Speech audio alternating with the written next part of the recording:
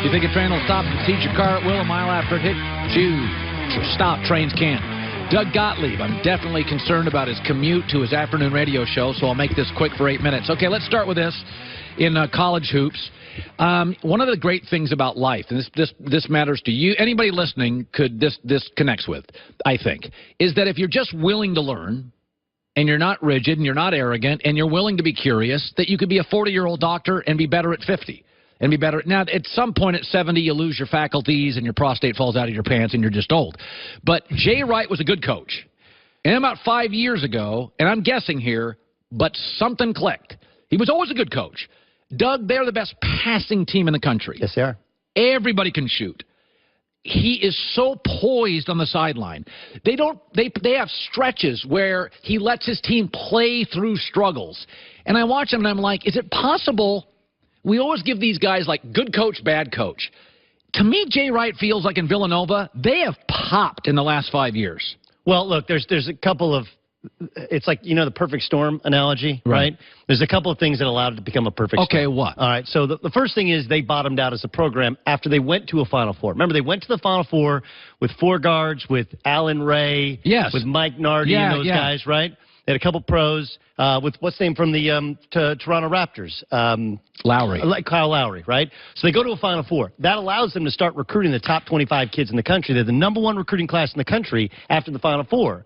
But those weren't Villanova guys. Those were all guys worried about going to the NBA. And so they won, I think, 13 games. This is going back 6 or 7 years ago. Yeah. They go to the new Big East, which, let's just be honest, it's dropping down a level in terms of the overall competition. Sure. They were in a league before with Syracuse, UConn at its peak, Louisville, Notre Dame, etc. Now they get Xavier to play. and Well, it wasn't. Xavier was still was moving up a level. Creighton was moving up a level. Butler was moving up almost 2 levels. They were a Horizon level team, but they also had Providence, who now they've been to 5 straight tournaments, but at the time, they were down at the bottom. DePaul. And St. John's kind of bottomed out. So it helped them that they took on some inferior competition. But the biggest thing was, I told you my brother worked under Mike Montgomery, and his thing was simplicity and execution, right? That was his saying, simplicity and execution. And that's what Jay Wright has become. They only run 5 things on offense, but if you go to their practice, it's like a work of art.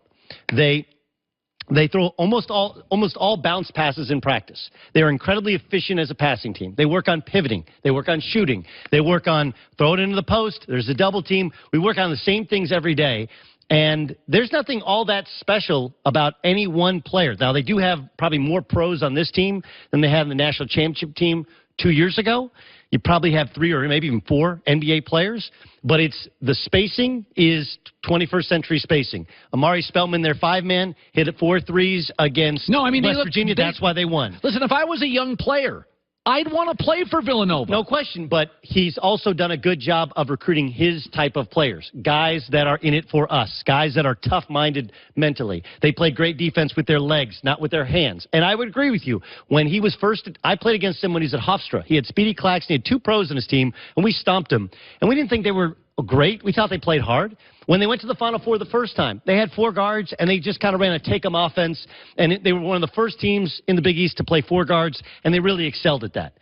I think it was the combination of adjusting in terms of competition, which allowed them to regain their kind of their pride, and they dominated the new Big East, along with adjusting your recruitment to sometimes you say no to guys. Sometimes you say no to guys because you get the better player for your program, the 4-year player, the Dante DiVincenzo who redshirts a year. And then I think he's also simplified his coaching style. You don't run a million plays. You run 5 things. You run them really well. You get better at passing, shooting, dribbling, ball handling. You play defense as a team, and you go to a second Final Four in 3 years. Let me guess. You're going to defend Calipari, who's got knocks, who's got NBA players, and they can't win a 3rd, 4th game in the tournament. It's funny. Loyola's winning. Brad Stevens won. Yeah, 2 guys that get a little pass from the media. Izzo. Come on, let's win more games. Too many bigs, not enough guards. I wouldn't want to play for Michigan State if I was a young player. I'm not interested in that style. By the way, Boeheim gets a little pass. I don't think I'd want to play in that style. And Calipari, what is their offense? He's been there 9 years. What do they run? I actually think if you watch the game, they were running NBA caliber stuff. They actually executed very well.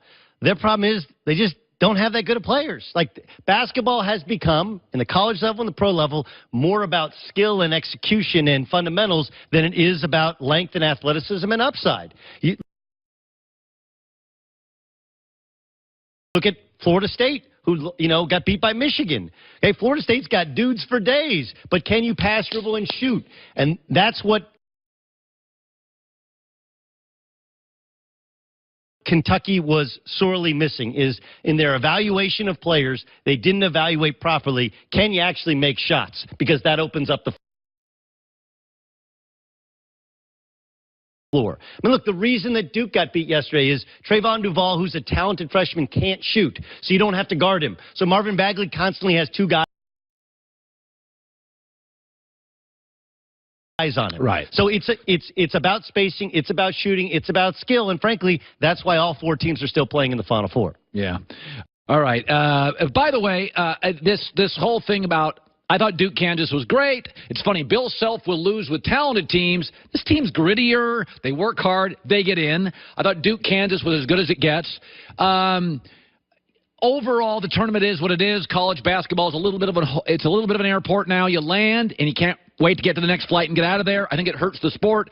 Overall, Loyola Chicago, is that good for the sport? Yes, yeah, absolutely, because it gives hope to the formerly hopeless. And this is what's crazy about it is this was a year to which we all came in, even those of us who covered it for 15 years and played in it. Yeah.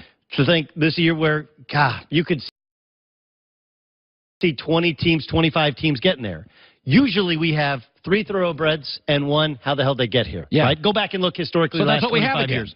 And that's what we have this year. We had the Big Ten tournament champion. We have the Big East. I mean, truthfully, number 1 seed. Yes. Had they not had injuries, they would have won the Big East. They won the Big East tournament, and Kansas won the Big 12. The Big 12 and by tournament. the way, Duke was good enough. I mean, Grayson Allen shot goes in, they're in. No question. I do think that, like, Bill Self's in the Hall of Fame. To anybody who says he doesn't get the respect, he's like, dude, you're in the Hall of Fame. You can't get any more respect than that in the coaching world. We think he's a good coach. I think he's an outstanding coach. And I thought they won the game not just because they were fortunate that last shot didn't go in. Right. But they won that game because of a couple of different things, but maybe the biggest is they scored more out-of-bounds plays than anybody in the tournament. Yeah. That's called ATOs, after a timeout. That's good coaching. It's great coaching. Brad Stevens does that too. Correct. And if you can steal a bucket on a dead ball, you never know when it helps you. It helped him in the Elite Eight. By the way, my high school coach was a big Bobby Knight fan, and he used to always say, Indiana gets 6 points a game off Bobby's inbounds plays. And that's like a thing. In college basketball now, the roof's been lowered, the floor is still the floor, but in the end, it's amazing how many of these games are won by 4. And those are out-of-bounds plays. Oh, well, yeah, and you also have, remember, how much does coaching matter, right? We just talked about Jay Wright, who's dominated the Big East. Yeah. This is the first year they didn't win the Big East, but they would have won the Big East and won the Big East tournament. John Beilein, who runs the squeaky clean program, but is a professor as a coach. And those are 2 future Hall of Famers. They're not in yet, but they will eventually be. And Bill Self is a Hall of Famer. And Porter Moser, here's what's amazing about it. Porter Moser, 20 seconds. 13 previous years as a head coach in college basketball. Yeah. He never finished above 5th in a conference. This year he wins their conference tournament, and he's in the Final Four. That's crazy how sometimes just the magic of March ends up propelling you. Yeah, you get the right class. They've worked together. It's joyful. They get a break in the tournament. Won 3 games by 4 points. Doug Gottlieb, he's got a big drive. Let's get him out of here. It's better. Tomorrow is a full night of soccer excitement on FS1. First, the U.S. men's national team takes